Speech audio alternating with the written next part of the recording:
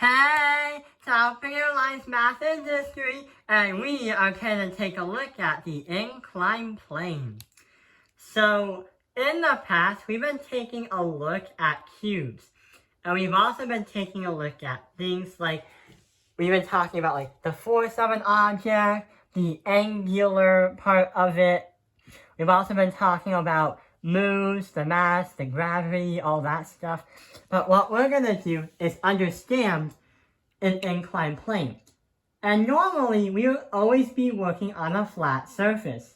But this time, we are going to try and change the surface. An inclined plane happens when there is some kind of ramp, or a flat surface which is going a bit down, or a little bit curved. Just like you see at the skate park, sometimes you'll see at like marble runs or the Pinewood Derby. That is definitely an inclined plane. So normally, we've been seeing blocks that are on a flat surface, right? But as I increase the angle of that flat surface, it's going to go up like that. But to the point where it's going to start moving, like that. Not only that, the amount of degrees that I raise the ramp is going to depend on the acceleration too. So, if I had a ramp that was like, let's say, 30 degrees, like this, it's kind of going to go slower, but this isn't showing, there we go. It's not showing it because there's static or there's some kind of friction happening. Like that. But if I raise the ramp very high, it's going to accelerate faster because there's going to be an F of G. There's a gravity pulling it down, but also there's a normal force of gravity too. So what we're going to do is understand how all that works on paper. So every time there's an inclined plane, there's got to be some kind of right triangle. And there is.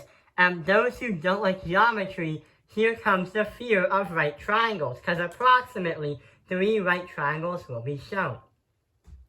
So we understood that when an object is on a curved plane like this, it's going to go like this. There's a middle. We also said that the angles of the ramp compared to the ground is also going to be important in the object's velocity and force. And the acceleration.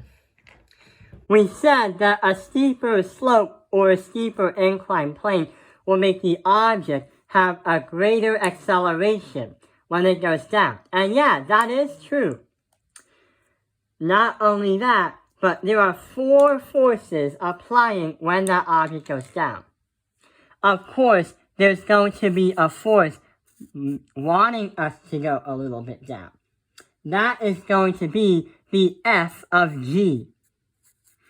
The force that's going to go up is going to be our normal force, representing F of N. The amount of force needed to keep the block stood up. But also, the force of net is going to go this way. That is going to be the F of net. The force of net. So what we're going to do is try to calculate the force of the object going down that inclined plane. And we're also going to calculate the acceleration of that so-called block on the inclined plane. To try to understand like what's all happening, there's a middle dot and there is another one right here. Try to make a parallel line that aligns with the bigger hypotenuse of the right triangle. When I do that, I make another part of the right triangle. I know that doesn't look like a right triangle, but now it is. So if we use trigonometry to find the F of Gy, the force of gravity on the y-axis, and find the F of Gx, the force of gravity on the x-axis, then we'll be able to find the information that we need. Oh, and yeah, the force of gravity on the x is referring to the amount of force that's pulling them down. We have to use the this formula, F of net equals ma, to calculate the acceleration of the object. What we're going to do is try to do a word problem that goes along with it.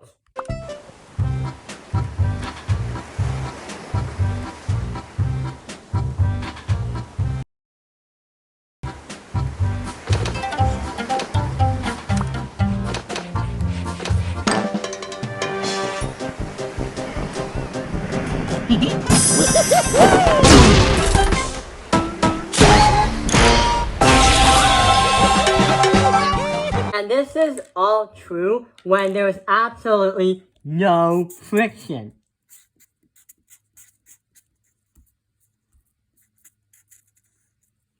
So this happens when there's no friction. If there was friction, then there's going to be some kind of static friction. And there's also going to be some other friction that keeps the block from going at the acceleration that we need. That will be learned in higher level physics. Type in the comments below if you learned that in honors physics or if you learned that in AP physics. Let's see what happens.